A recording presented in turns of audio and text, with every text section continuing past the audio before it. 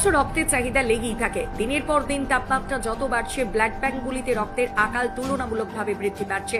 মুমূর্ষু রোগীকে বাঁচাতে রক্তের প্রয়োজন অপরিসীম। রক্তের চাহিদা অনুযায়ী ব্লাড ব্যাংকের যোগান কম থাকে। সেই কারণে একাধিক জায়গায় পঞ্চায়েত, ব্লক প্রশাসন, পুলিশ প্রশাসন ও বিভিন্ন স্বেচ্ছাসেবী সংগঠন স্বেচ্ছায় রক্তদান শিবিরের আয়োজন করে থাকেন।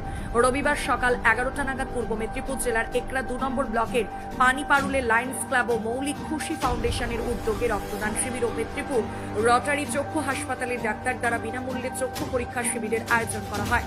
এদিন 50 জন রক্তদান করেন। Kolkata Lions club blood centre রক্ত সংগ্রহ করেন। রক্তদানের পাশাপাশি আছে বিনামূল্যে চক্ষু পরীক্ষা শিবিরেরও আয়োজন করা হয়। উদ্যোক্তারা সবাইকে আহ্বান ও ধন্যবাদ জানিয়েছেন। এদিন শিবিরের উপস্থিত ছিলেন সংস্থার ডাইরেক্টর মনোরঞ্জন